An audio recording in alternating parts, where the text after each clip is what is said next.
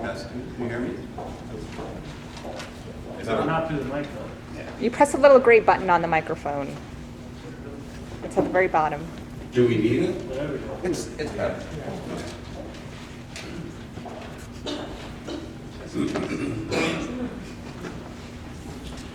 Okay, so we're going to get started. My name is Chad Kautzer. I'm an assistant professor of philosophy at UCD. I'm also the director of the social justice minor. Our event today is the Hani Haber Memorial Lecture, sponsored by the philosophy department of UCD. And before I introduce our speaker today, I just want to make a couple announcements. Well, first I want to welcome everyone here. Thank you for coming. Second, I should say that there is food and drink. Afterwards, we're going to stay in here after the event is over or after Adrien's talk is over, so please stick around and help yourself. For announcements, I wanted to say first that there is a conference here happening April 10th through 12th called The Art of Social Justice. That conference has been organized by the student group, the Collective for Social Change. Do I hear a holler for that? Okay, very good, very good. There are flyers for this. There are flyers for this conference over there on the table by the entrance. Cornell West will be the keynote on April 12th at 7 p.m. in the Tivoli. Also on the table over by the entrance is information on the CLAS Social Justice Minor. It's these blue sheets, and then there are some orange postcards. So students that are interested in that minor, please pick up information, and if you want more information, please talk to me. I should also say, and I'm happy to announce, that we're going to be launching a scholarship for social justice minors starting in the fall. Right now we're about 2/3 of the way through fundraising to get it as an endowed scholarship. So we're going to be fundraising for that. So if you are committed to social justice and you have money, please come talk to me, because we still need to raise about $10,000 to do that. But we will be offering that scholarship starting in the fall. It'll be about $1,000. And so we're very happy about that. Okay, so in addition to our regular talks in the philosophy department here at UCD, we invite someone once a year for the Hani Haber Memorial Lecture. And this lecture honors a philosophy professor from our department, Hani, who died much too young, but she's still very much present on campus through this and through our Haber Memorial Library in the philosophy department. And so this year we invited Adrien Johnston. Adrien, we're very happy that he accepted that invitation. Adrien is professor of philosophy at the University of New Mexico and assistant teaching analyst at the Emory Psychoanalytic Institute in Atlanta. I should have told you this before I came up here, but I don't know if I told you this story. But when I first visited Stony Brook University, which is where I ended up doing my dissertation, I went there and I crashed a Kant seminar that was going on by Jeff Edwards, who's still there. He's our Kant scholar at Stony Brook.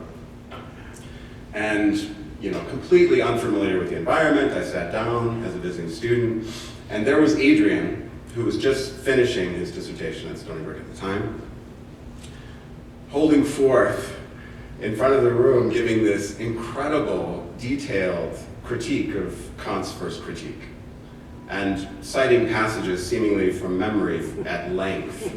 And the blood started to flow down from my head, and I started to get lightheaded, thinking, oh my God, I hope that's not what they expect of all of us that come to this philosophy department, because it was incredibly impressive. And that moment actually stuck with me until this day. Like, I remember that moment so clearly, the first time I encountered Adrien.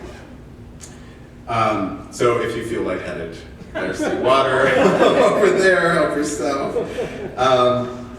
Adrien is a prolific writer in the fields of German idealism, Marxism, and post-war French thought, as well as contemporary continental philosophy, particularly the work of Badiou, Zizek, Malabou, as well as Freudian and Lacanian psychoanalysis, political theory, and the neurosciences. Adrien is the author of Time-Driven Metapsychology and the Splitting of the Drive, 2005. Zizek's Ontology, A Transcendental Materialist Theory of Subjectivity, in 2008. And Badiou, Zizek, and Political Transformations in 2009, and these are all with Northwestern University Press. After reading Adrien's book, Zizek's Ontology, Zizek wrote, quote, "While reading it, I often had the uncanny feeling of being confronted by a line of argumentation which fits better than my own text what I am struggling to formulate, as if he is the original and I am the copy." That's a bit weird, actually. So if you know Zizek, it's a little creepy, but flattering nonetheless. So Adrien has co-authored a book with Malibu on affect, entitled Self and Emotional Life, Merging Philosophy, Psychoanalysis, and Neurobiology. That's forthcoming from Columbia University Press. He's currently working on a trilogy entitled Prolegomena to Any Future Materialism, addressing the forms of materialism ranging from historical and dialectical materialisms to such recent developments as speculative realism, with the first volume, The Outcome of Contemporary French Philosophy, to be released by Northwestern later this year or early next year. And it's from that project that Adrien will present today. His talk is entitled From Scientific Socialism to Socialist Science, Naturdialektik Then and Now. It's a pleasure to have Adrien with us today, so please join me in welcoming him here.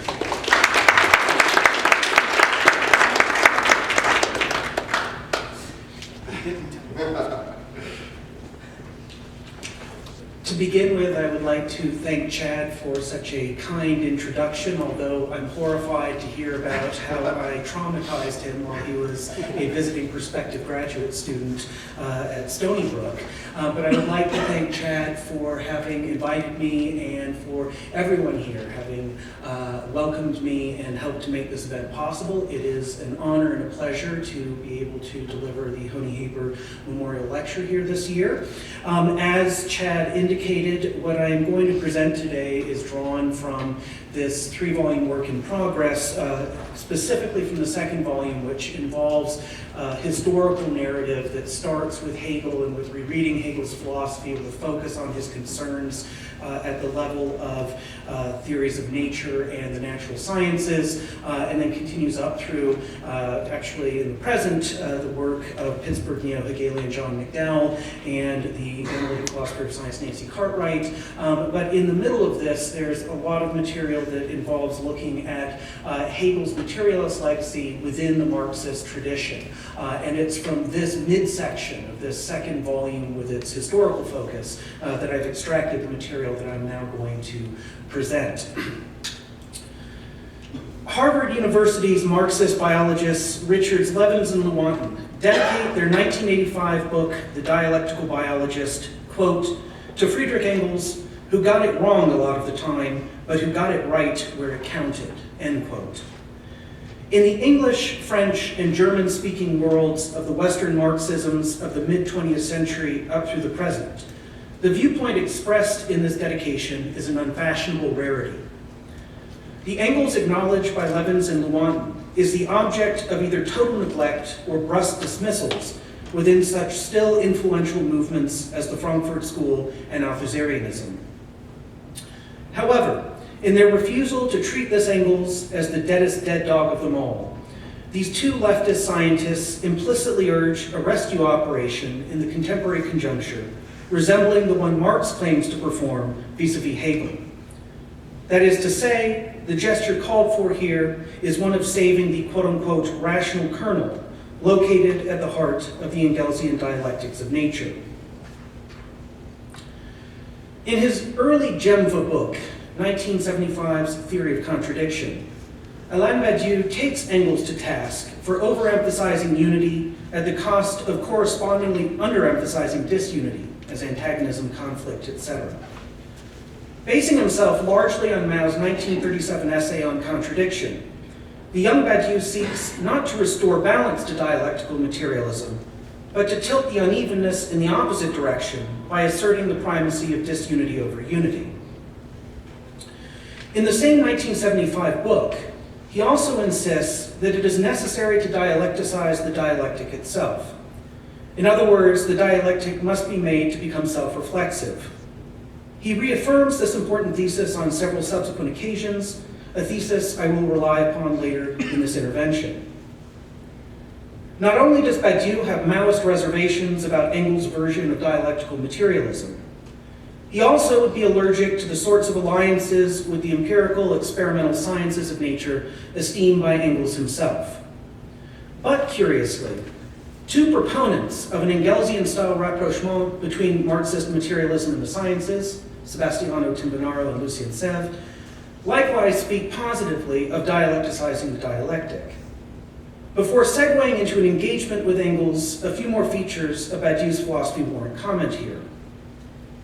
Despite his pronounced post-Althusserian penchant for mathematical formalization and his correlatively restrictive conception of scientificity, Badiou, in a recent set of interviews, says a number of interesting things. First and foremost, he declares therein that, quote, "As regards what has to do with thought, I am a partisan of the doctrine of emergences. Life is a universe irreducible to matter, and thought is a universe irreducible to life. Thought is, in every case, a sui generis activity," end quote. This very much appears to be an endorsement of emergentism as a set of theoretical models in the natural sciences generally and the life sciences especially. Given Badiou's repeated Coiré-inspired refusals to concede a scientific status to biology over and above molecular chemistry, this new reference, not to be found in his prior work, is somewhat surprising. However, recourse to emergentism is consistent not only with his youthful embrace of the materialism of the Marxist tradition, as incarnated in Maoism in particular. The quote-unquote materialist dialectic of his 2006 masterpiece, Logics of Worlds, readily could be interpreted in this context as involving a non-biological version of the notion of strong emergentism qua the imminent genesis of the thereafter transcendent. But Badiou's affirmation of emergentism betrays, to reach for a Hegelian adjective, a one-sided conception of this doctrine on his part. Theories of emergence are spontaneously speculative in Hegel's precise sense, insofar as they strive to think the dialectics of continuity and discontinuity. Badiou, with his insistence upon sui generis irreducibility, lopsidedly highlights only the discontinuous side of the idea of emergence. As for the flip side of continuity, and in tension with his recent appeal to emergentism, his philosophy alternates between omitting or forbidding natural scientific accounts of how matter generates out of itself autonomous strata of more than material entities and events. Minus such accounts, recourse to emergentism is in jeopardy of being merely a fig leaf covering disavowed non-materialist dualisms. Whatever the limitations of Badiou's thought as regards the relations between science and materialism, I wish in passing to touch upon two other facets of his philosophy relevant to my present pursuits, facets with which I agree, and these in addition to his 1975 criticisms of Engels, to be redeployed in my readings of the latter below. First, in the already mentioned interviews, Badiou rightly points out that materialism does not automatically entail determinism. It does so only under the assumption of the validity of an underlying mechanistic, reductive, and/or eliminative metaphysics. I concur with Badiou as regards this, although, as will become increasingly evident in what follows, he and I differ in terms of the formulation of a non-deterministic materialism. The second facet of Badiou's philosophy, which I enthusiastically embrace in this context, is his now famous distinction between the materialist dialectic and quote-unquote democratic materialism, as articulated in the preface to Logics of Worlds, with democratic materialism admitting the existence of brute physical bodies and culturally relative languages and nothing more. This distinction elegantly captures some fundamental features of the historical situation of late capitalist societies at the end of the 20th and beginning of the 21st centuries. In connection with my efforts to wed today's life sciences to a certain Marxist materialism, I see current ideological scientisms parasitizing off biology and its branches. These phenomena include, among other things, development subsumable under the heading of biopolitics, intellectually bankrupt sociobiology and its myriad academic offshoots, media-popularized genetic determinisms, and pharmaceutical industry disinformation. I see current scientism as engaged in the activity of painting a capital complicit portrait of quote-unquote human nature that can and should be combated mercilessly, not only by philosophy and political theorizing, but by these modes of thought as armed specifically with life scientific insights contesting such scientistic caricatures and idols. Of course, Badiou doesn't ally his materialist dialectic with biology so as to delegitimize democratic materialism according to its own ostensibly but fraudulently scientific standards. This would be to employ a Trojan horse tactic of immanent critique. However, although I differ tactically from Badiou, my tactics are guided in part by his perceptive diagnosis of the prevailing ideological zeitgeist as democratically materialist. To be more precise, the scientific renditions of human nature I believe a post-Engelsian materialism to be the best bet against, arguably are permutations of democratic materialism. A subvariant of it I might label capitalist biologism, for which there are only mechanical exchanges between wholly freestanding inner essences and external existences. This ideology has a long history, clearly flowing from, among other points of origin, Hobbes, Smith and Company. Contemporary capitalist biologism, as I conceive it, makes unsubstantiated appeals to the life sciences so as to depict human beings as non-dialectical juxtapositions of, on the one hand, quote-unquote nature as a necessary bundle of innate urges, the quote-unquote bodies of Badiouian democratic materialism, viewed as gene machines programmed by evolutionary pressures, and on the other hand, quote-unquote nurture as contingent clusters of fungible objects, the quote-unquote languages of democratic materialism a la Badiou, this time as shifting bundles of commodities and commodified relationships. In an unsatisfying ideological fudge of the distinction between freedom and determinism, people are seen as propelled by an irresistible genetic destiny into proliferating networks of socially constructed choices between competing goods and services.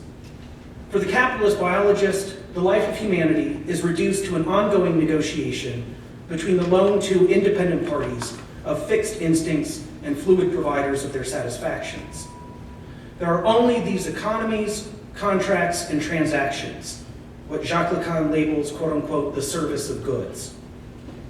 The sciences are supposed to substantiate this bleak and boring picture, and either to medicate or to kill those who cannot or will not make peace with it. To transition from Badiou back to Engels, although I agree with Badiou's criticism of Engels' inordinate privileging of motifs of unity, I consider it to be both possible and productive to rework the Engelsian dialectics of nature from within. That is to say, whereas Badiou's critique of it is external, mine is immanent. I want now to focus on Engels' 1876 essay entitled "The Part Played by Labor in the Transition from Ape to Man," itself arguably the most interesting and significant chapter of the dialectics of nature. This piece, I would maintain, is the closest Engels comes to supplying Marx's historical materialism with its required dialectical but naturalistic account, consistent with Darwinism, of human beings as laboring social creatures. Its opening paragraph states, quote, "Labor is the source of all wealth, the economists assert. It is this, next to nature, which supplies it with the material that it converts into wealth. But it is also infinitely more than this. It is the primary basic condition for all human existence, and this to such an extent that, in a sense, we have to say that labor created man himself," end quote. In fact, labor, given the Marxist conception of humanity's Gattungswesen, species being, labor initially is itself no more than an inner facet of the natural world. Human species being, as one variety of animal life among many others, physically dictates that humans, like all other animals, struggle with their natural material surroundings in order to sustain themselves as living beings. This is an instance of nature as a not whole, non-one, shot through with internal antagonisms and tensions, wrestling with itself. And this, in that the human beings who wrestle with nature are themselves immanent to nature, or parts of it. A further speculative twist to be appreciated in the preceding quotation is the reversal Engels brings about between agent and action. Intuitive notions of agency, here the laboring subject, and activity, here the subject's labor, usually portray agency as enjoying ontological priority over activity. In this non-dialectical ordering of precedence, the relation of influence is a one-way street, with an already there agent, again the laboring subject, determining and producing a corresponding action, again the subject's labor. From this perspective, actions do not correlatively but inversely determine and produce agents. By sharp contrast, for both Marx and Engels, reciprocal interactions between subjects and objects, mediated by practices, qua actions mutually modifying both these poles in parallel, these are the rule. Thus, in the perpetually ongoing activity of laboring, humans continually change themselves at the same time as they alter their others, that is, the enveloping environs of natural entities and forces. Hence, labor creates its subject as much as its subject creates it. In other words, the human being is by nature, as per the species being, the simultaneous subject-object of labor. Drawing on the fresh stores of ammunition from Darwinian biology available to him, Engels alights upon the human hand with its opposable thumb as a naturally evolved physical feature of human anatomy of enormous significance. He situates this body part at the nexus of the dialectical interactions through which natural history imminently sunders itself by giving rise to human subject objects of labor who themselves, through their nature-prompted actions, catalyze the explosive emergence of denaturalized social history. At one point, Engels asserts, quote, "The hand is not only the organ of labor, it is also the product of labor," end quote. Darwinian evolution's precise modes of historicizing nature themselves permit plugging into the apparatus of Marxist materialism what could be called bioplasticity, along the lines so crucial to Kathleen Malabou in her own substantial efforts to invent a new dialectical materialism for the 21st century. This bioplasticity is a pivotal component of a specifically materialist dialectics of human beings as self-transformative subject objects. Adding speech to labor, Engels proceeds to describe a complex ensemble of entangled, interpenetrating factors responsible for the ascent out of natural matter of the more than natural structures and phenomena of concern to Marx's historical materialism. With the hypothesis in the background that the human brain's evolution was driven forward by hand-directed labor, he elaborates, quote, "The reaction on labor and speech of the development of the brain and its attendant senses, of the increasing clarity of consciousness, power of abstraction, and of judgment, gave an ever-renewed impulse to the further development of both labor and speech. This further development did not reach its conclusion when man finally became distinct from the monkey, but, on the whole, continued to make powerful progress, varying in degree and direction among different peoples and at different times, and here and there even interrupted by a local or temporary regression. This further development has been strongly urged forward on the one hand and has been guided along more definite directions on the other hand, owing to a new element which came into play with the appearance of fully fledged man, namely society," end quote.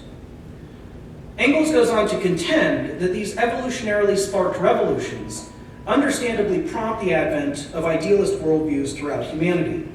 Quote,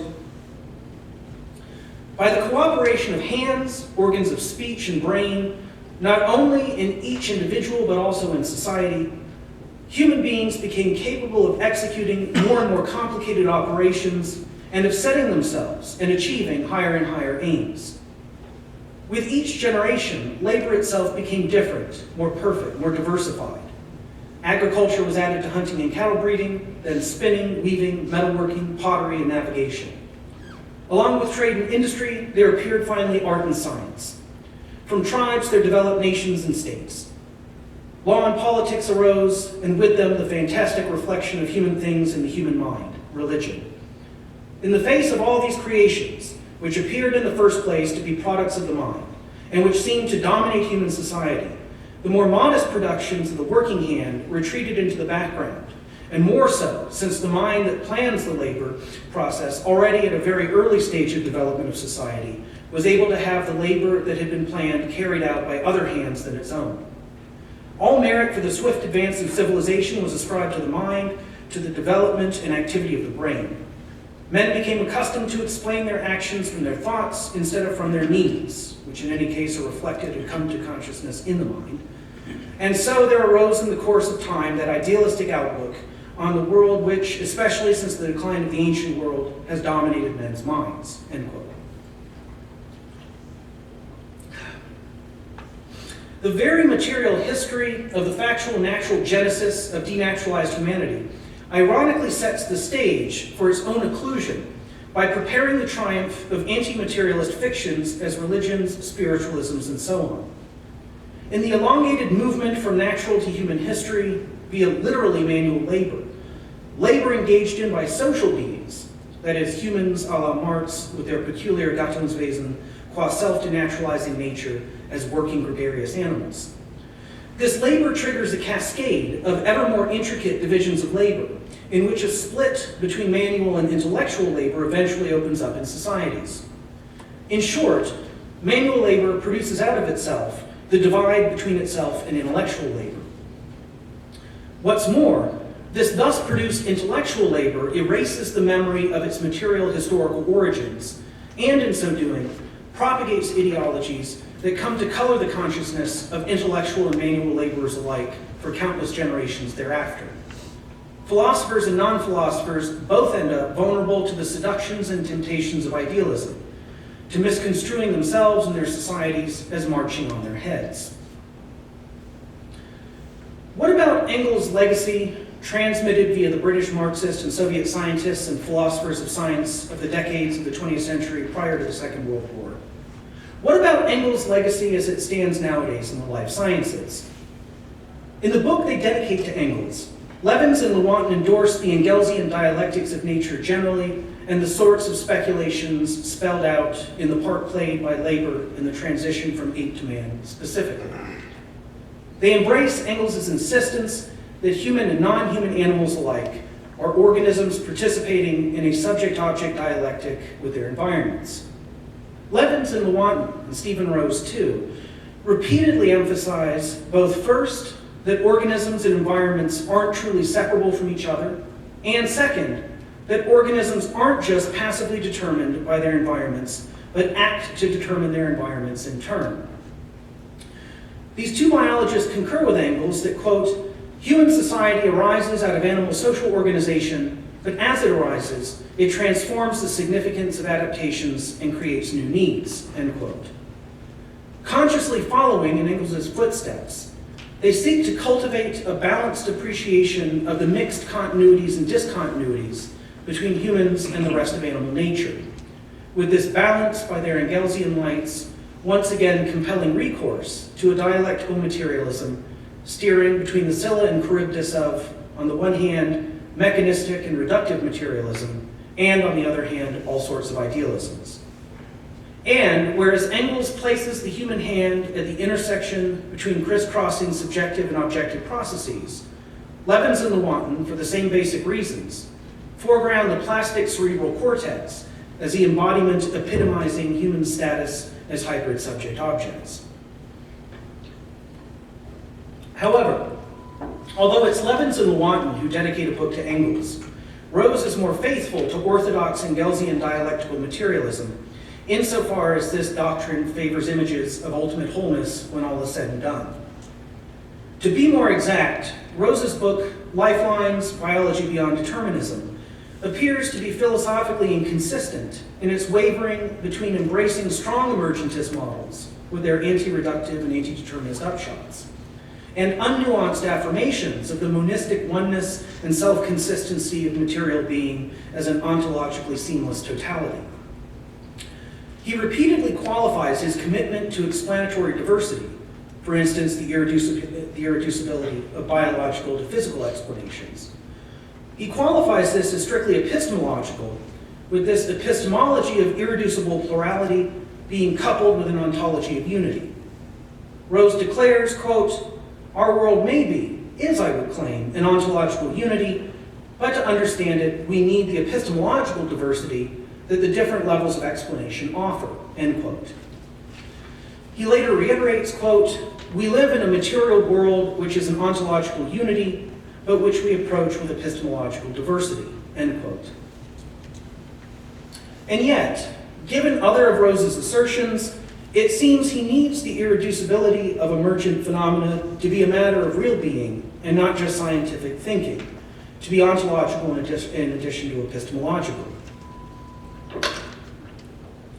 That is to say, his world has to be really diverse instead of unified, namely, a detotalized not whole rather than an organic one-all. Indulging in the problematic equivocation between freedom and mere indeterminacy, he speculates that nature, especially at its organic levels, is so complex and overdetermined that, in and of itself, in its self-standing objective existence, it defies all determinist hypotheses put forward by reductionist biologists. Underscoring his ontologizing of what he elsewhere inconsistently treats as strictly epistemological, he states, quote, "Indeterminacy is not merely a matter of ignorance or lack of adequate technology. It is inherent in the nature of life itself," end quote. A further source of tension with Rose's prevailing Engelsian holism is generated by his astute diagnoses of images of nature with a capital N, these images of what supposedly would be balanced and harmonious on its own, were it not for humans, are precious to environmentalists and nowadays an accompanying horde of advertisers and their consumers. Rose diagnoses these as ideological illusions with no basis in the life sciences. Rose doesn't clarify how and why his periodically proclaimed faith that the natural world ultimately is a smooth monistic unity isn't symptomatic of a lingering, undiagnosed attachment on his part to exactly the same rudimentary vision of nature held to by eco-ideologues. But instead of chastising Rose for a lack of theoretical rigor, I intend to trace his vacillations back to tensions already internal to Engels's materialist dialectics of nature and to put these tensions to work. The second chapter of Dialectics of Nature, entitled Dialectics, opens with the Engels of notoriety, much criticized by anti-Engelsian Western Marxists for promoting an arid, a priori Hegelian formalism of a pre-Marxist kind, fancifully projected onto a nature beyond history. Admittedly, there is something to these criticisms, apropos charges regarding the instrumental, methodical formalization of Hegel's philosophy in this context. However, what these same criticisms overlook is the possibility of an immanent instead of an external critique of Engelsian dialectics. The first sentence, actually sentence fragment, of Engels' chapter devoted to dialectics, he opens it with a parenthetical, reads, quote, "The general nature of dialectics to be developed as the science of interconnections in contrast to metaphysics," end quote. Obviously, Engels one-sidedly subsumes his post-Hegelian conceptual toolkit under the heading of unity by defining dialectics as, quote, "the science of interconnections," end quote. He then infamously lists his three dialectical laws. One, the law of the transformation of quantity into quality and vice versa. Two, the law of the interpenetration of opposites. Three, the law of the negation of the negation. What Engels apparently fails to realize, under the influence of his lopsided organicist monism, is that the first of his three laws of dialectics in particular is double-edged, with one of its edges directly cutting against his holistic overemphasis on unity, integration, connectedness, and so on. Hegel's dialectics of quantity and quality, adopted as a principle or rule by Engels, is the original conceptualization of the structures and dynamics integral to the much more recent life scientific paradigm of emergentism, as operative in the writings of Levins, Lewontin, and Rose, among many others. In light of Hegelian speculative reason's handling of continuity and discontinuity, the discontinuities catalyzed by and operative within the interactions between quantitative and qualitative dimensions must be granted their place as well. I interpret some of Levin's and Lewontin's ideas as moving more in this direction. In 2006, Badiou, as acknowledged, observes that the traditional conflict between idealism and materialism has been superseded under late capitalism by a new intra-materialist antagonism between democratic materialism and the materialist dialectic. Already in the 1970s, Levins and Lewontin similarly observed that, within and around the sciences, idealism versus materialism has been replaced by reductionism versus dialectics. But unlike Rose, they unambiguously and unwaveringly adhere to an ontologized strong emergentist schema in which dialectical processes resembling those of Hegelian quantity and quality give rise to relatively autonomous levels and layers of embodied being irreducible to the other material strata from which they arose. For my purposes, certain of Levin's and Wanton's specifications of their anti-reductivist dialectics of nature are of special significance. First of all, in both The Dialectical Biologist and Biology Under the Influence, their two co-authored collections of essays, they repeatedly speak of quote-unquote weak constraints as regards the concrete localizations of living organisms within intricate intersections of multiple regions of relations, entities, and forces. On one of these occasions, they explain, quote, biological objects are intermediate in size and internally functionally heterogeneous.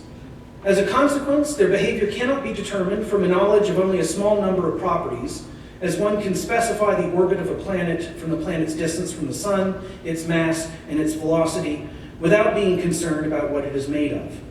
Biological objects are at the nexus of a very large number of individually weak forces. Although there are indeed interactions among these forces, and the interactions are often of the essence, it is also the case that there are very large numbers of subsystems of causal pathways that are essentially independent of one another, so that their effects on an organism appear as random with respect to one another, end quote.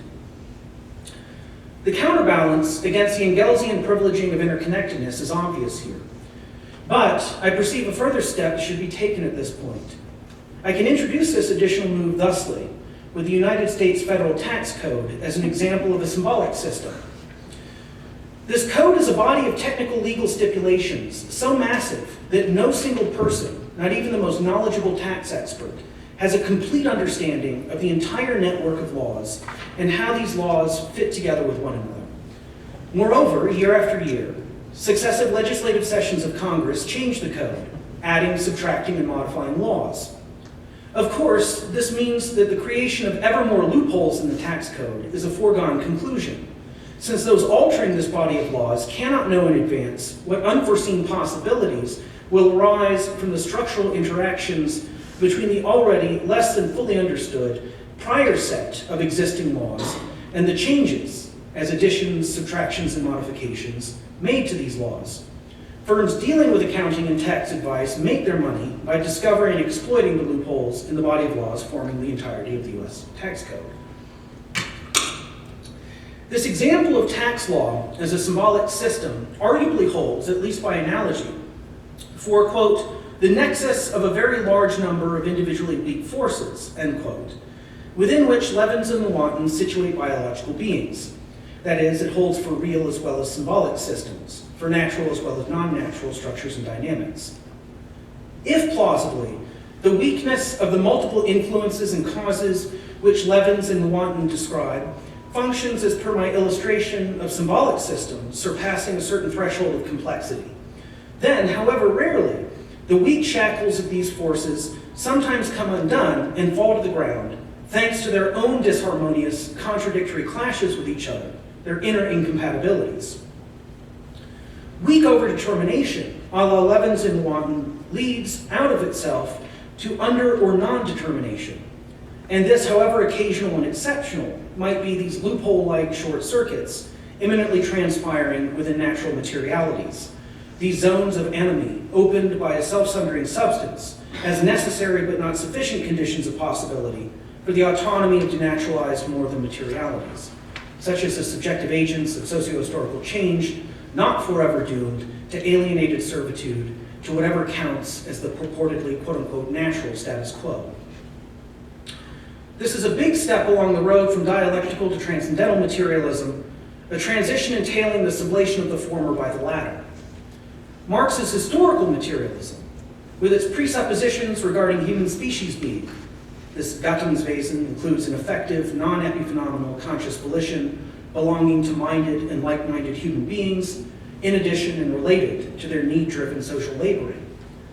Marx's historical materialism requires this transcendental materialist supplement. Although transcendental materialism is deeply indebted to Engels' dialectical materialism, Engels doesn't quite manage, in his admirable efforts toward this goal, to outfit Marxism with a systematic quasi-naturalist materialism dovetailing with and firmly buttressing Marx's historical materialist critique of political economy. Even more significantly, Levins and Lewontin stipulate an implicit modification to Engels' third law of dialectics, that is, the law of the negation of the negation.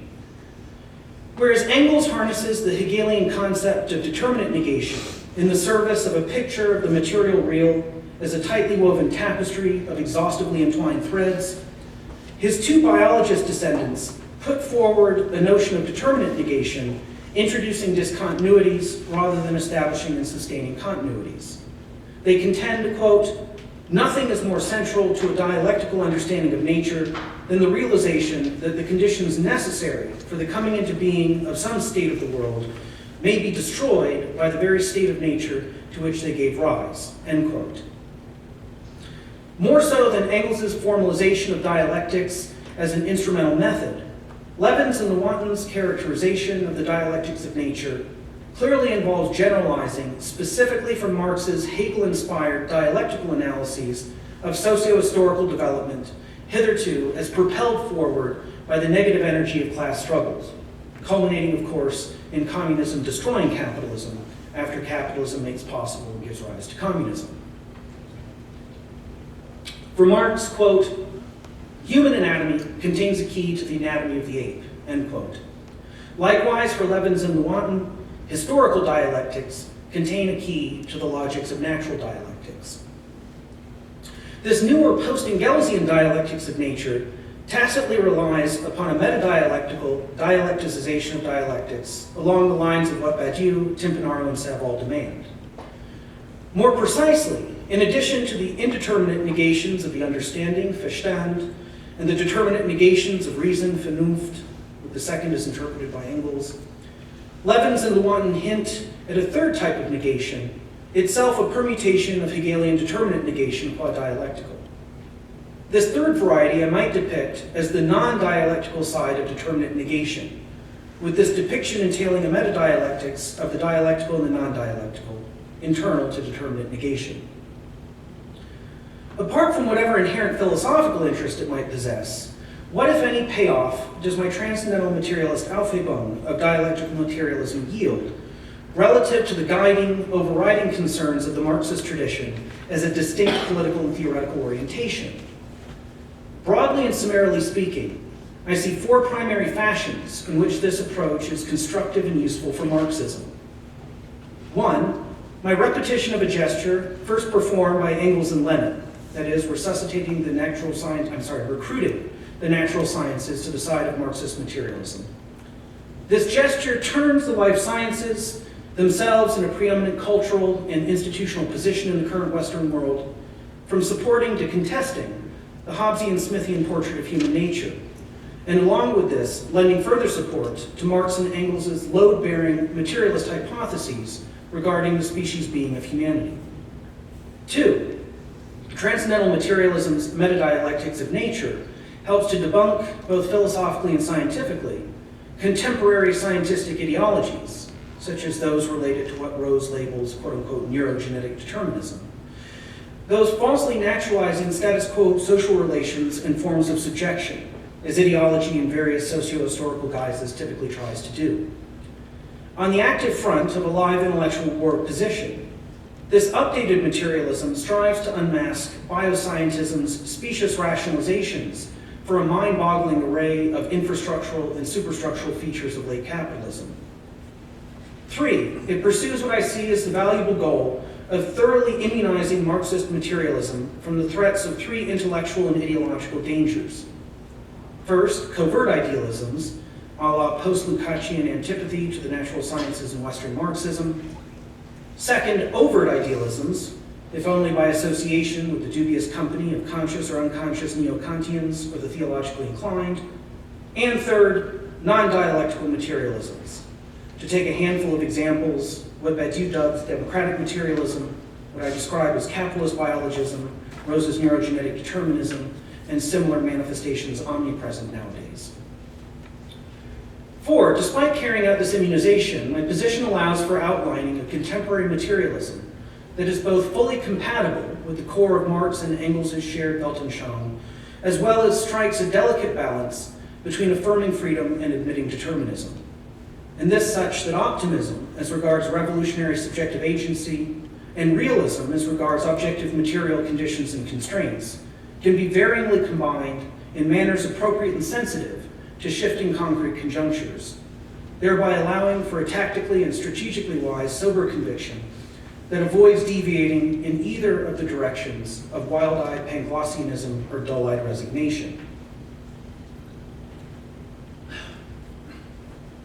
A main line of attack resorted to by Marxists hostile to Engels and his dialectics of nature is one sadly mirroring an all too familiar non-Marxist canard.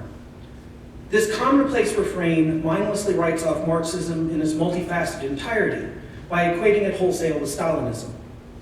According to this popular and oft-repeated mantra, Stalin's USSR is the inevitable and logically consequent outcome of Marx's ideas, with the reality of bureaucratic state terror purportedly revealing, with the benefit of 20th century historical hindsight, the unrealistic and disaster-prone 19th century utopianism of communism's champions. Opponents of a dialectical materialism affiliated with the natural sciences, this includes a number of Western Marxists, sometimes might be tempted to conjure up the ghost of Stalin's favorite barefoot scientists, the Ukrainian agronomist Trofim Lysenko. Lysenko represents for Soviet science what Stalin represents for really existing socialism as a whole, namely a terrifying nosedive into rigid dogmatism, superficial polemics, cynical institutional maneuvering, and paranoia-driven purges.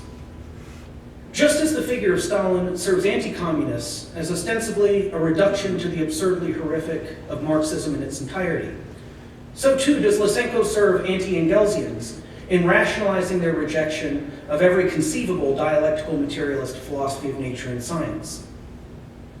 No self-respecting Marxist accepts as valid and compelling the stale anti-Marxist argument using Stalinism to condemn Marxism überhaupt.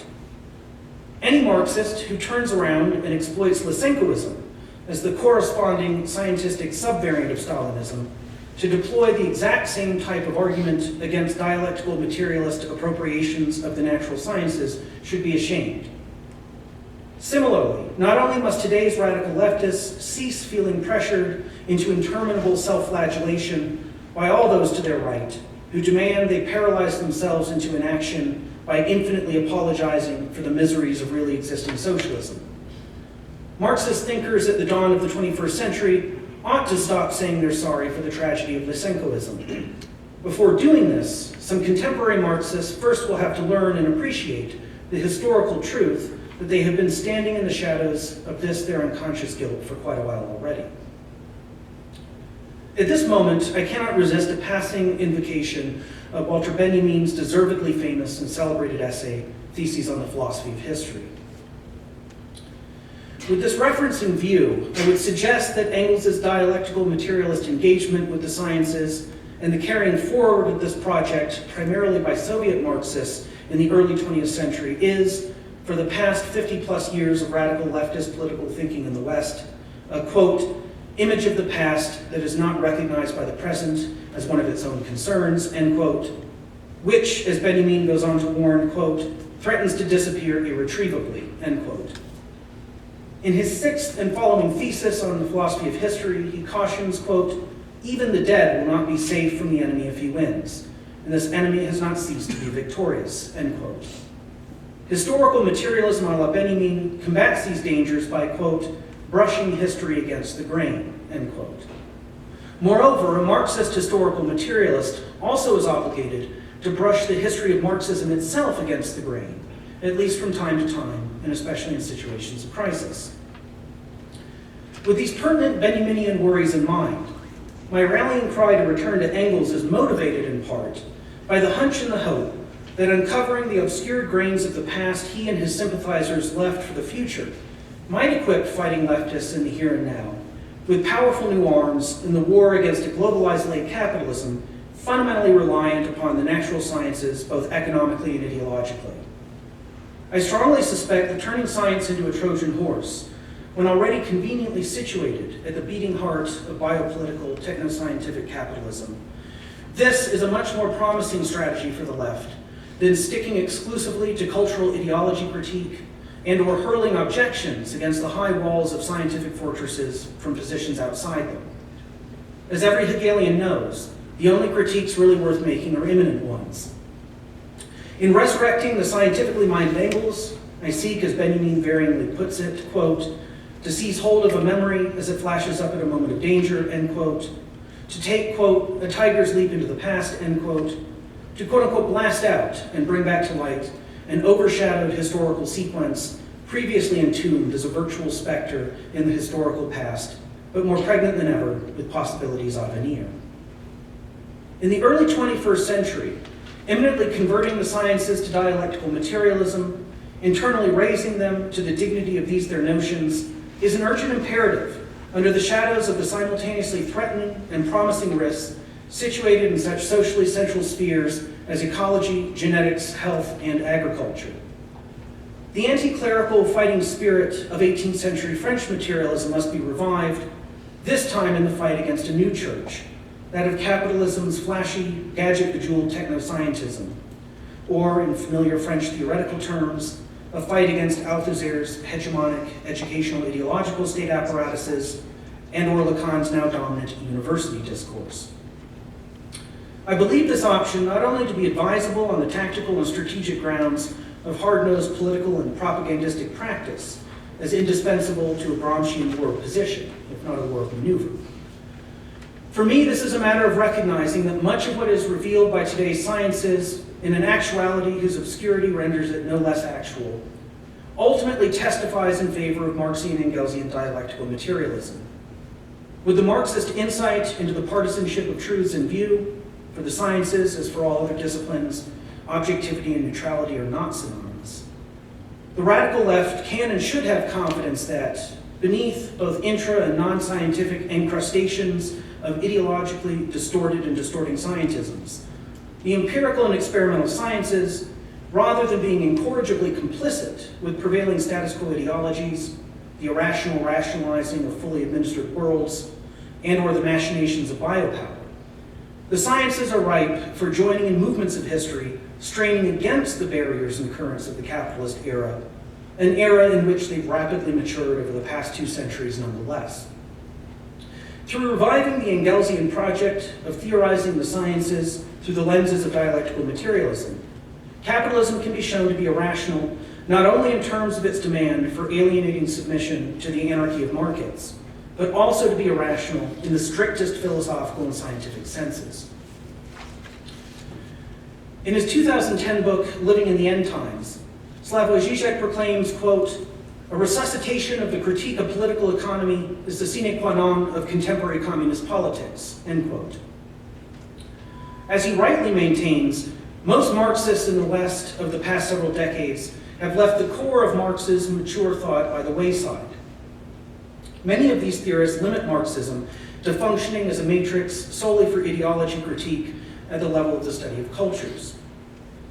I would supplement Zizek's proclamation apropos the necessary condition for the current renewal of communism, that is, repeating anew Marx's historical materialist critique of political economy.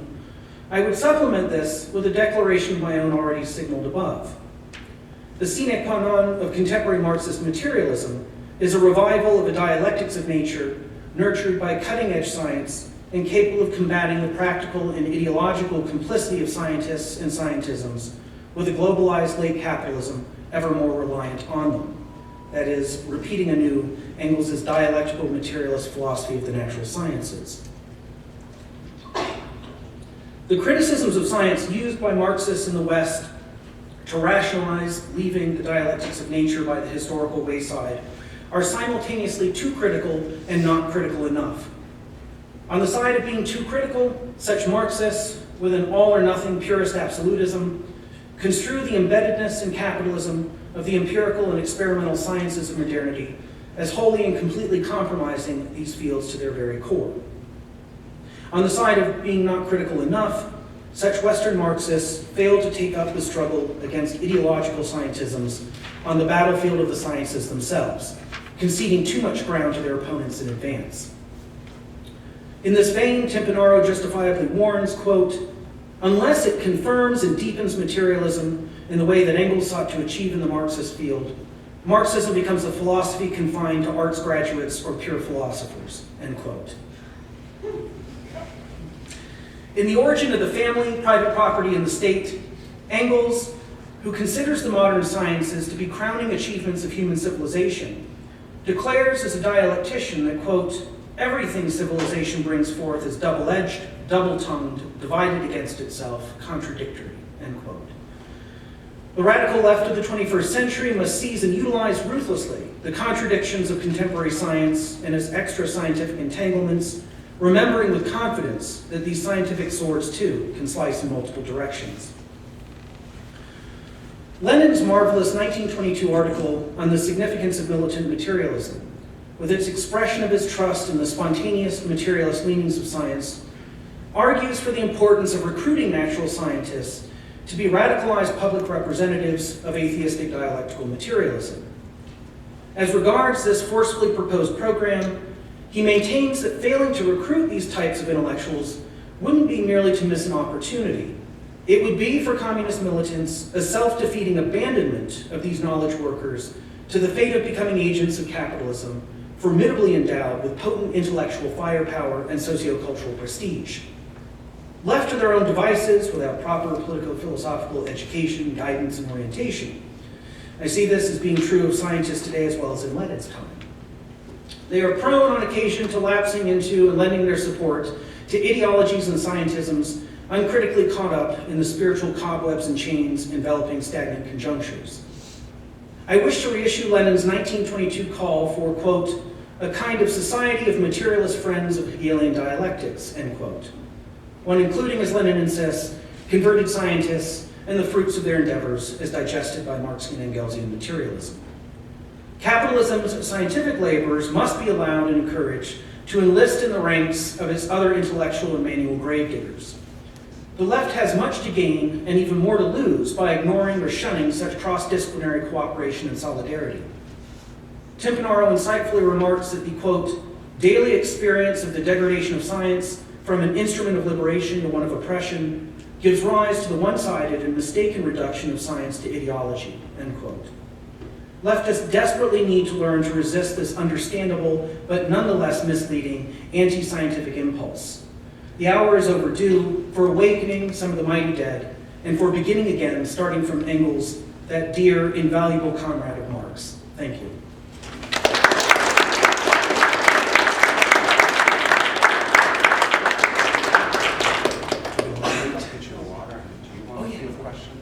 Sure, we can just get the ball rolling that way, and yes, the Okay. would be fantastic. So let's open it up for questions.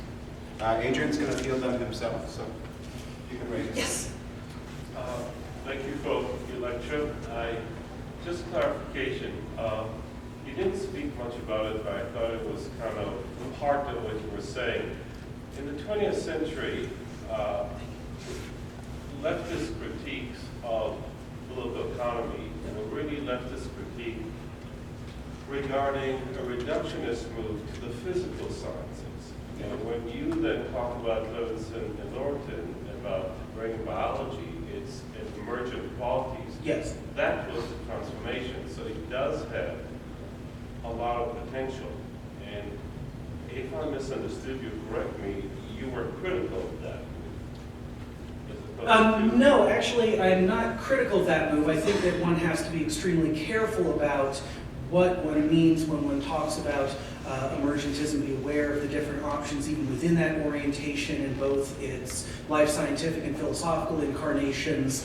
And you could say that broadly speaking, I am very much favorably disposed towards and feel great solidarity in relation to what Levins, Lewant, and Rose, and a number of thinkers like this are trying to accomplish. Of course, already if you go back to Engels and you look at the observations he makes, not in the Dialectics of Nature, but in his short, fairly well known in relation to the rest of his corpus, his 1888 book, Ludwig Feuerbach and the Outcome of Classical German Philosophy, one of the things he points out is that Among other historical conditions of possibility for the genesis of Marx's version of materialism, particularly as Marx narrates the difference between materialism hitherto and his own in the 1845 Theses on Feuerbach, that Engels, in contextualizing Marx in relation to the history of materialism, says, well, part of what made possible the developments that Marx and I pursued along these new post-Feuerbachian lines was the fact that you no longer had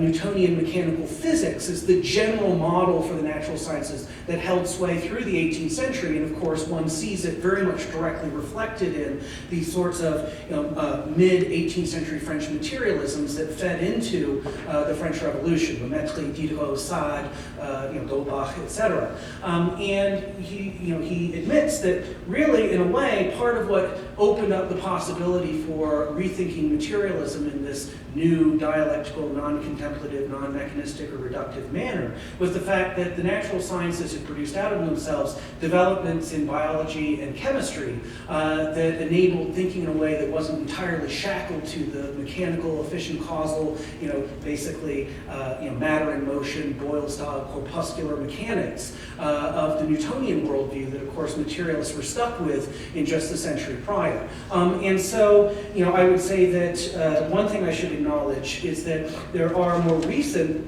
developments, of course, that Engels did not have in front of him that I think further substantiate his case, but also I think require some modifications, especially his kind of organicist holism. That's the dominant sort of proto-conceptual image or metaphor which completely holds sway across the sweep of his treatments of these issues. And I think that taking into account developments along the lines of epigenetics, neuroplasticity, and some of the complex interactions in terms of niche creation and environments for certain organisms, etc.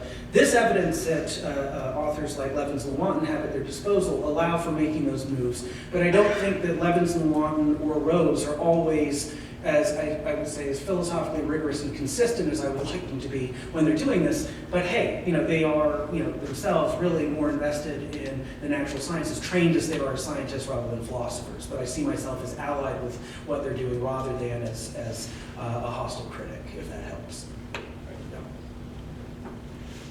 Yes. Looking at the communist regimes that you were speaking of, Lenin implemented shock therapy. Now, when he moved the Communist Party to the suburbs, there's a lot of people that died in the rural areas. Mm-hmm. And Nazi Germany put people in gas chambers. Yes. What is? And then you spoke of people are too critical or not critical enough on the correlation between social labor, and correlation to biology. Could you give me an example of something that's perhaps proper? Well, the moment you're referring to in my talk, at least, where I have this statement about being simultaneously too critical and not critical enough, there what I was talking about specifically were Western Marxist stances in relation to the natural sciences. And if you look at two of the dominant currents in Western Marxism, now this really first begins with Lukács and with the young Lukács of 1923's History of Class Consciousness. For example, in a footnote to his 1919 essay that opens that book, What is Orthodox Marxism? He rubbishes Engels in the Dialectics of Nature. And that sets the tone for a kind of predominant anti-Engelsianism, which is a lowest common denominator of various and sundry branches, specifically of Western Marxism. So we're talking here, and in particular, I would say in the French and German-speaking worlds, especially. And the two dominant orientations I have in mind here are, Althusserianism in France and Frankfurt School-style critical theory in the German-speaking world. Now, in both cases, in different ways. Bear in mind that, of course, Althusser repeatedly talks about Marxism as science, but his idea of science is basically a version of structuralist-style mathematical formalization. One has to bear in mind that for a whole range of the major representatives of French philosophy in the 20th century, their understanding of science was deeply shaped by one figure in particular, an author named Alexander Koyré, who one of his best-known books is entitled From the Closed World to the Infinite Universe. And Koyré's narrative about the emergence of modern science in history, is that this is due to Galileo and Galileo alone. And specifically, if you look at the Galileo of 1623's The Assayer, the author who maintains that mathematics is the language of nature, that it's through what we can quantify, formalize, etc., that we gain a purchase on the mind-independent objective features of the real world in and of itself. And Koyré, in the way that he presents things and in a manner that becomes decisively influential for several generations of French intellectuals, even today, Badiou, his young student Quentin Meillassoux, they all still very much operate under the shadow of this Koyréan narrative. The idea is that for something to be a science, it has to be fully formalized in a mathematical or kind of structuralist style presentation, and only then is it able to really count as scientific. So Badiou will grudgingly grant that, okay, well, even though it is in part related to observation and experimentation, that physics, at least the branches of it that are absolutely thoroughly mathematized right down to the, when you think of quantum physics, you can't but deal with it mathematically. You can't rely upon any experiential-based intuitions about things. That qualifies as a science, but of course the paradigm of science for these Koyré-inspired French thinkers is mathematics itself, right? That in its pure formal rigor, this is the most scientific of sciences. And of course, in Koyré's narrative, the person who drops out of the picture is Galileo's contemporary Francis Bacon of 1620's New Organon.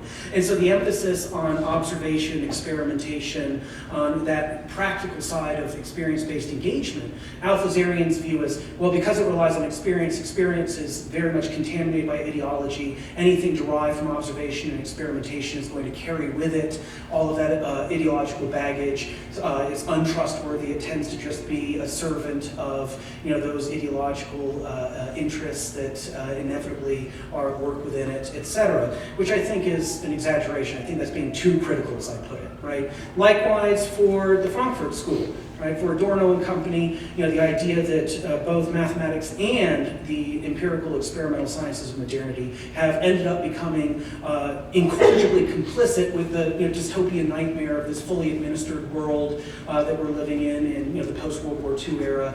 And of course, again, it's really excessive, it's all or nothing, it's too critical also in the sense of, look at what Adrien Engels says, Marx himself, right? For Marx, especially when he talks about machinery, as he points out, it's not as though the technology, the science-derived technology that's involved in the increasing mechanization of industrial production is itself inherently a servant of capital. It remains so only so long as it's plugged into the network of a certain set of social relations. But of course, Marx is counting on that technology and that science having been further developed by capitalism as a necessary historical precondition for moving beyond capitalism. Right? One way to think of it is that, well, you can take the machine out of capitalism. You can't, of course, capitalism relies on it, but there's the possibility of reinscribing the science and technology that, in fact, according to Marx's narrative, socialism and communism rely upon capitalism developing through its historical maturation in order to make possible a life beyond capitalism. Whereas actually a young Tunisian French philosopher put it, what is communism? Capitalism for everyone, right? This fellow named Mehdi Belhaj-Kassem, who has now since become a friend of Bernard-Henri Lévy in France, who is a kind of centre-right nouveau philosophe. So he is he's done an about face. But anyhow, just a few years ago, prior to this betrayal of his even more youthful commitments, he made that observation. So there's, of course, the too critical part, which is, I think, involves a very oversimplified picture of the sciences that is, I think, also out of step with the more nuanced and sophisticated approaches of Marx and Engels themselves. But then on the side of not being critical enough, right? The idea that, the sciences are just totally monopolized by our political opponents, and they indeed are supported by them. So we have to, critique science. We have to, of course, here you find odd bedfellows. The fact that, Western Marxists were on the same page with, not only, Husserl, who's not so problematic, but, a kind of neo-romantic like Heidegger, who, of course, drew very different political conclusions from some of this. But this, basically this kind of existential phenomenological neo-Ludditism that is, of course, situated on a very different end of the political spectrum in terms of its entanglements. Here you see, a way in which it isn't that all or nothing. It's not just that the only option is to say, oh, okay, well, because various of our political opponents appeal to support in the sciences, that the sciences really do support them. I mean, that's just to seed all of that ground, in a way that's not, that doesn't involve being critical enough in terms of let's actually look at the details of the sciences, let's look at some of the implications and upshots, and really fight on this terrain itself. Now, in the background, sorry that this is a bit long-winded, but in the background, of course, I hear concerns about, am I endorsing, for example, some of the worst horrors of really existing socialism in the 20th century? In other words, do I feel no twinges whatsoever when faced with, the huge pileup of bodies that, Stalin, Mao, et cetera, were responsible for? Obviously, I think that those are disasters. And indeed, it's not as though it's so simple as saying, oh, well, we can just, take a Marxism away from this that can be completely disassociated from what happened under figures like Stalin and Mao. But I think at the same time, I'm just not satisfied with what to me is the opposite extreme, which is to say, because of Stalin and Mao, anything involved in the Marxist legacy is hopelessly compromised, and we should just stick to an a priori kind of knee-jerk ethical rejection of that entire legacy, which I also find unacceptable. So hopefully that helps address some of the concerns. Due to an abandonment of biology. Pardon? Oh, well, I mean, social sciences is an abandonment of it. right. Well, how to establish, of course, Putting a labor theory into it rather than a social theory. I mean, a biological social theory into the implementations. I'm not sure if I see what I'm not quite sure if I understand what the sort of prongs of the fork are that you're presenting me with, but the biological, the social, and the laboring would all be dimensions involved here. Bear in mind that both Marx and Engels were indeed committed to the idea that their account of a humanity that couldn't just be explained in a reductive natural fashion, nonetheless had to square with and in some way be grounded in relation to developments in the sciences, and especially Darwin. Right? The two of them were massively impacted by later on when The Origin of Species appears. They were both incredibly influenced by this, and part of what caught their attention was the idea of historicizing nature itself, right? Rather than thinking in terms of an opposition between nature as a domain of kind of timeless recurring cycles like the seasons, is contrasted with human history, as a line that can move in various ways, but doesn't ever involve perfect repetitions in terms of cyclical reoccurrences. That the idea of historicizing nature itself was hugely important for them and signaled the possibility of narrowing the gap between a historical materialist account of human beings and a worldview that would be able to reconcile itself with and would do justice to what they were also committed to, the idea that, well, this world is all there is, and if you can't explain the imminent material genesis of things that even seem far removed from it, you are basically buying into, even if unwittingly, some kind of anti-materialist dualism in order to do the heavy, theoretical conceptual lifting in the background. So there's that sort of issue, but bear in mind too that I keep stressing that this idea of species being, which although Marx doesn't continue to use in exactly the same way after 1845, I don't think disappears from his work as someone like Althusser would claim. And I think that Althusser also ignores the fact that Marx and Engels divided up intellectual labor amongst themselves. So a lot of that Engels ends up working out. We have ample evidence of this, especially in terms of what we have of their copious correspondence. But the idea of Gattungswesen is that, well, there is, you could say that for Marx, we have a human nature, and at a minimum it consists of two basic features, that we are laboring creatures, and that moreover we are social laboring creatures. And that for Marx, you can then say that this is our human nature, but social labor, of course, involves us liquidating any idea of a fixed human nature in terms of a static, eternal essence, sort of natural kind that we would incarnate, right? It's set, that social labor, of course, sets in motion that reciprocally transforming subject-object oscillation that I spoke of. And so there you have the idea of, a nature that's self-denaturalizing, right? A human nature that imminently gives rise out of itself to the processes that transform it and cancel it in its, earlier given forms. And this, of course, then allows them to have an account of the difference between nature and history that nonetheless doesn't involve being anti-naturalist. And I think that's important. But anyhow, the social, laboring, and biological dimensions are all, of course, part of this account equally, and so I wouldn't feel forced to choose amongst those alternatives, I guess. What else? Sorry, that took a little bit longer. I'm sorry. Yes? Yeah, you keep mentioning Althusser, and I'm just kind of interested. I've always been interested in the way that Althusser worked to reject Hegel and, of course, the remnants of idealism in Marxism. And he did that to champion science.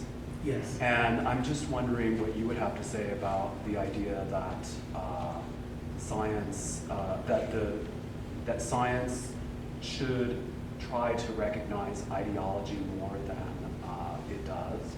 I'm just curious what you would have to say about that idea. Perfect. Well, a number of things. First, I would just want to recall what I indicated earlier, which is that when Althusser talks about science, he means something that, at least in terms of generally how we use this term, if we understand modern science, especially not formal science a la mathematics, but if you think science in terms of empirical experimental science, that of course is not what Althusser has in mind. When he talks about scientificity, again, he has this Coirean structuralist notion of what is involved. And so, he's certainly not talking about anything which would trace its roots back to something like, for example, Bacon's new method as the origin of scientific method as we know it. But that said, the issue of his relationship to Hegel, of course, he was indeed one of these authors who, along with another who was quite interesting, the Italian Marxist who then abandoned Marxism, Lucio Coletti. Coletti actually ended his life. He died in 2001, and he spent 96 to 2001 as a member of the Italian Parliament for Berlusconi's Forza Italia party. A really horrible end for anyone, including a Marxist, especially a Marxist. But anyhow, that said, a shameful last few years. But of course, like Althusser, Coletti also, has these arguments that it's long past due the point at which Marxists should just break with this Hegelian hangover. That constantly being preoccupied with the issues of settling debts to Hegelianism and that philosophy, et cetera, is unproductive at best, a dead end, et cetera, et cetera. But of course, I think that this is all, and indeed, Althusser does accept the kind of Engels-Lenin narrative about the fundamental fault line of dispute within the history of philosophy involving the clash between materialism and idealism. And on that basis, of course, he then indicates that, among other things, the Hegelian legacy, this shadow cast over Marxism, this is just part of our problems, and we can finally wash our hands of it and have done with it. Now, of course, one thing I should indicate is that this excerpt is from a middle section of a book, and the first section is on rereading Hegel, but especially in light of concerns that come from materialist and realist orientation. And one of my arguments is that, Hegel is actually much more of a materialist, that, to put it in Marxist terms, that the rational kernel of Hegel's thought is much bigger than Marx gives it credit for. And in fact, what Marx then talks about as the idealist and mystical shell is far thinner. And that, in fact, I really think that in a way, starting with Marx, the way in which he was portrayed as an idealist involved a failure to acknowledge even the basic distinction between subjective idealism, which for Hegel is associated with Kant and Fichte, from absolute idealism, which is Hegel's way of incorporating the subjective idealism of those two predecessors and the objective idealism of the younger Schelling's philosophies of nature. And of course, Hegel's absolute idealism involves a strong realist streak. It is not a matter of positing some sort of godlike megamind, as this web of concepts and categories that engulfs everything without remainder. That when Hegel talks about the infinitude of the concept, what he means is that if, as he thinks he's shown, that the Kantian arguments about the limits of possible experience and the utter inaccessibility of a certain dimension of reality, a la the unknowable thing in itself, this numinal X, don't hold up, and in fact can be shown to implode under their own weight, that then there is nothing that you can point to in reality which is in principle inaccessible to a refractory in relation to the expansion or encroachments of conceptually mediated knowing. But that's not the same as saying conceptually mediated knowing ever gets to the point that it literally devours everything and transubstantiates it into the internal mental contents of a kind of macro scale subjective mind. That's not Hegel's position, but Marx and his successors often speak as though that's Hegel. right? And so their idea that there's this idealist Hegel has to be turned on his head, right? Stood upright, etc., is based on, I think, ultimately a failure to even understand such a rudimentary issue as the distinction between subjective and absolute idealism. And so for me then, there's not the urgency of breaking with Hegel as there is for Althusser and Coletti, precisely because Hegel is much more of a materialist than they give him credit for, and especially when you reread his development around issues having to do with the philosophy of nature. And one of the best places to get a preliminary sense of how this started animating his concerns from early on is a 1796 piece, The Earliest System Program of German Idealism. And in that fragment, he talks about the idea of developing a new physics in conjunction with his idea of certain German idealist commitments to a theory of freedom or autonomous subjectivity indebted to, of course, the French Revolution. And that actually signals the start of a very subtle but nonetheless consistent red thread that runs through his work right up until his death in 1831. You'll find this in the last paragraph of his Berlin Lectures on Logic right before he died. I think that Althusser here, of course, is just playing the flip side of, whereas, of course, you have in traditional Marxism, more sympathy for Hegel, yet at the same time this idea that, only the rational kernel part, or only the inverted Hegel, that Althusser said, no, we should have done with it, etc. My point is that, the whole set of presuppositions that Althusser inherits from Marx and his successors about Hegel are wrong. And if they're wrong, He takes it then too far. Yeah, certainly. And the person though who I think does come closest to this is the Lenin specifically of the philosophical notebooks, written when he withdrew in exile in Switzerland for a period of time during the First World War. That if you read his marginal notes on Hegel's Science of Logic, I think that's where you come closest to seeing an acknowledgement within traditional Marxism that maybe Marx and Engels kind of polemically exaggerated aspects of Hegel in their, perhaps due to anxiety of influence, who knows. Lenin identified that, is that what you said? Pardon? Lenin identified that, is that what you said?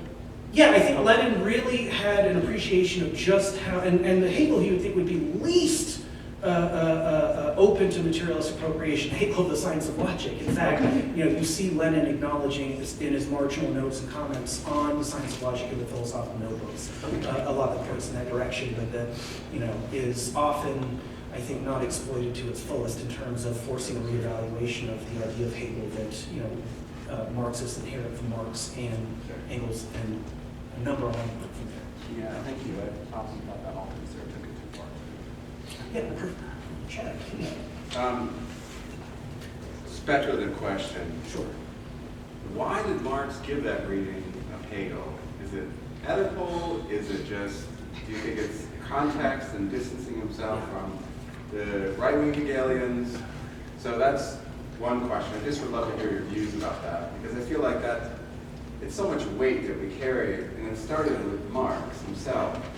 And then the second question, which is related to the, how you're using political terms in your description here of right and left, and I'm wondering if those terms are defined vis-a-vis relationship to capitalism, or if there's some other element of domination or concept of freedom, or actually retract the concept of freedom, but some kind of concept of domination or commitment to domination or freedom or something like that that's in addition to the relationship to either supporting or resisting capitalism. Right. No, that's good. With the first question, I'm going to resist, you of course threw in the Oedipal there, you threw in the Oedipal there just to, try and get the side of me that has interest in psychoanalysis to start saying things. But instead of engaging in that kind of, wild amateur analysis of these two, dead figures, Marx and Engels, what I think I would say is that in fact, and of course there's the desire to take distance from right Hegelianism, etc., right? But I don't think it was just that Marx was looking at the right Hegelians as somehow speaking the truth of what Hegel was up to. In fact, I don't think he believed that. I think that he was convinced that they just got certain things in Hegel wrong, and that what he's actually doing is taking distance from his young/left Hegelian predecessors. That if, of course, as the standard story goes, and as you know well, that one of the reasons why Marx quickly became disenchanted with the prevailing versions of young/left Hegelianism is that there was the excessive focus on the critique of religion. And what went along with that, of course, was the idea that, well, if through, in particular, writing, journalistic activity, etc., we carry out this thoroughgoing intellectual critique of religion and, of religion, of course, as a key load-bearing component of the kind of reactionary political climate there in the German-speaking world that they were all, of course, very disappointed at, and the fact that it had, continued to kind of shamble along, despite the fact that elsewhere in the world developments were moving at a different pace. Marx, of course, as he points out repeatedly, is that, well, the critique of religion is not enough. And that, in fact, if it's just the critique of religion, if it's strictly this kind of philosophical, theoretical endeavor of, trying to enlighten people and know the truth and it shall set you free, etc., that it doesn't actually work because, of course, all you have there are the weapons of criticism, and as he famously puts it at one point, what you also need is a criticism of weapons. In other words, you need actual material interventions that are going to alter the, the concrete conditions of existence for those who, have to self-medicate with, the opium of the masses, right, who need religious ideology and illusion in order to make their circumstances bearable. In fact, it would be sadistic and cruel simply to pluck the religious flowers off the chains and then leave them to stare at the chains, in all of their bleak, unembellished reality, right? And so, of course, there's all of this that you're well aware of. But I think that, in part, it's that Marx thought that following Hegel, there must have been something in Hegel that influenced the young left Hegelians that were his key predecessors, that he then wanted to differentiate himself from, to highlight his genuinely new contributions here. There's not just a kind of anxiety of influence that, also I'm not really original enough, but I want to overemphasize it. No, this was a huge step forward, right? But I think that for him, the overemphasis, the exaggerated expectations about what kind of socio-political progress could be achieved through intellectual criticism, that he sees that as a symptom of this set of predecessors of his, who he feels in certain ways very close to, that I think he traces back to aspects of Hegel's thought, and to ultimately the idea that history marches on its head, that conscious, when you think of, for example, from the preface to the Critique of Political Economy, that where he later emphasizes, it's not the consciousness that makes our being, but our being that makes our consciousness. I think that all of that is what's really driving more than anything else, the young Marx to start taking some real distance from those who were speaking as Hegel's heirs, but who, he thought still repeated some of Hegel's mistakes in terms of an exaggerated expectation of what consciousness alone, in terms of theoretical insight, could lead to. So that's what I will say as far as the first question goes. Now, the second question is actually very tricky because, on the one hand, I certainly don't want to ahistorically eternalize the categories of right and left. Not only because, of course, those just come back to the French Revolution as their point of origin in terms of where you sat, in the General Assembly, but, in addition to the fact that, I think that part of the reason why some of what we find in the earlier classical sources of Marxism seem, at least to me, to be more relevant and to have a greater contemporary resonance than, for instance, mid-20th century works such as Adorno, Althusser, etc., is because, in fact, we have ourselves moved into a period that's much closer to the reactionary, kind of rapacious, grotesquely unequal forms of capitalism that held sway in the 19th century, and then, of course, labor movements, etc., mitigated, and then in a lot of the 20th century, some of this was kept tamped down, and then, of course, I think that there were contextual factors, especially when you look at someone like Adorno, the Second World War, etc., which, you can think of a lot of that kind of critical theory almost as sort of philosophical post-traumatic stress disorder, very understandable, but I don't think it's aged well. I will say that I want to avoid at least committing to the answer that would entail enshrining the left-right distinction in terms of some sort of basic eternal difference between dominance and oppression. Between oppressors and oppressed, dominant and dominated, etc. I think that Badiou does flirt with this. His idea of these communist invariants and the notion that you can see this sort of tradition that links up disparate events and contexts, such as Spartacus' slave rebellion in the ancient world, the German peasant revolts under Munzer, and then on through May '68 in France, the Chinese Cultural Revolution, etc. He certainly, I think, is looking to move towards a sort of fixing in place of a basic idea of, all right, communism is not just, in the sense of communism as being broader than its more narrow Marxist definition, as being almost kind of trans-historical. And yes, indeed being tied to, the idea that, you have exploiters and exploited, and that sort of, basic division is what it deals with.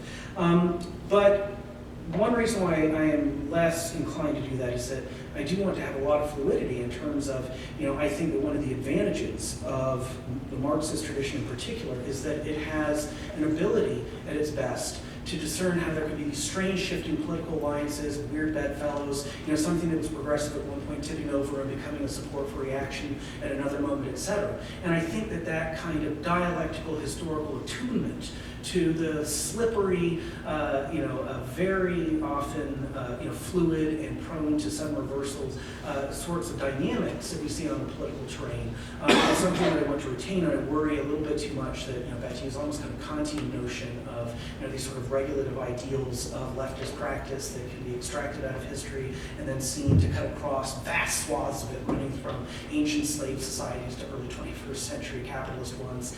I think there's a kind of polemical clarity that he gains from that, but I think at the same time the risk is that too fixed and rigid a sort of formulated historical scheme in this regard involves the risk of losing that.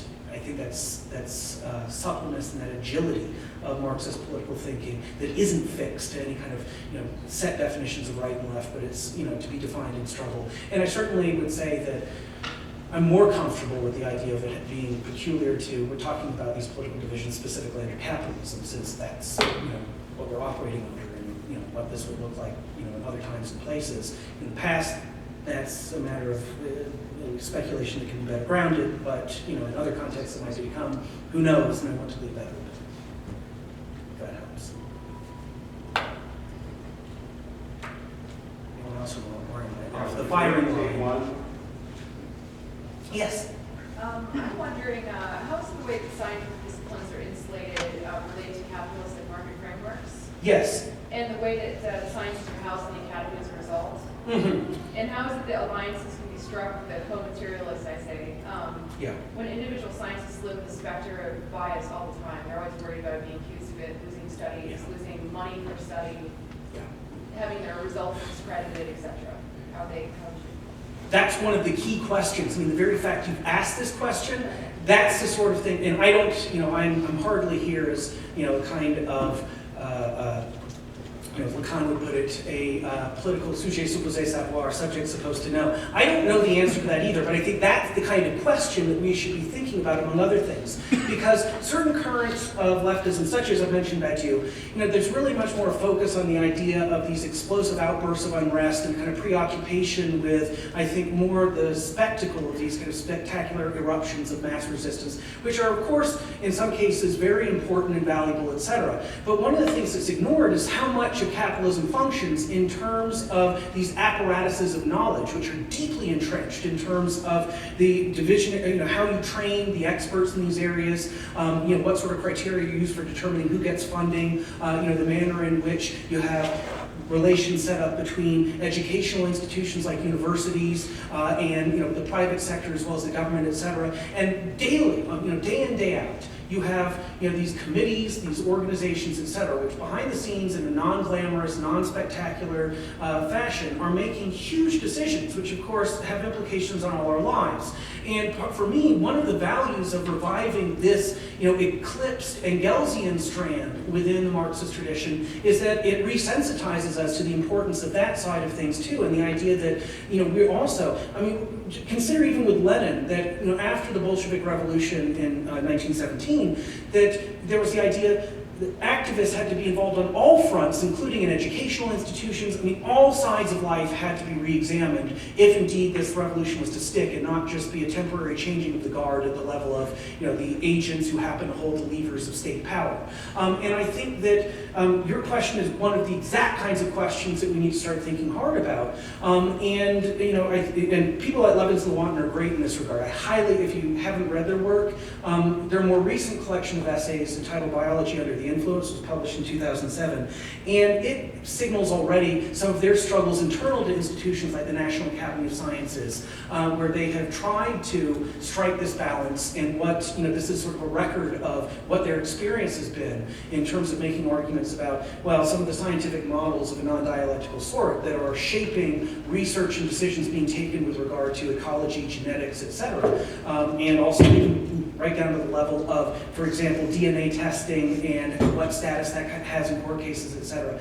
They, you know, fought these battles on a number of fronts. They haven't been all that successful, it looks like. But, you know, I think that some of their work provides also a good indication of what it is like to ask those questions openly in communities of scientists and what the challenges are that are faced. But I would be lying. It would be ridiculous for me to propose that I had some, you know, nice pat answer to a question like this of how to go about achieving this. But I think that it is, you know, and of course, you know, the idea that, well, scientists have strong political commitments, that might color things.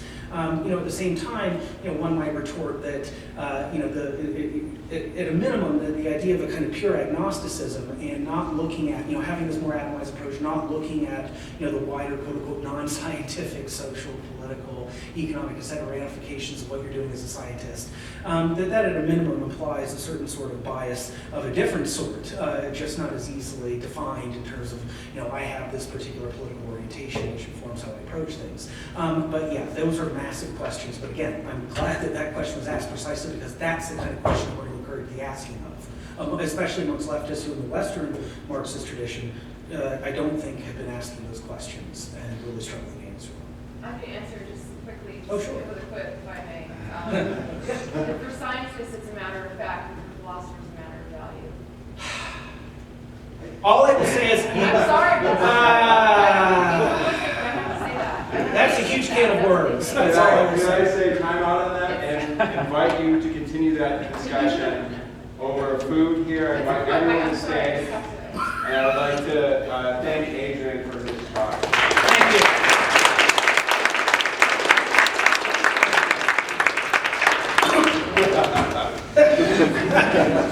I was like tossing a hand grenade in my lap.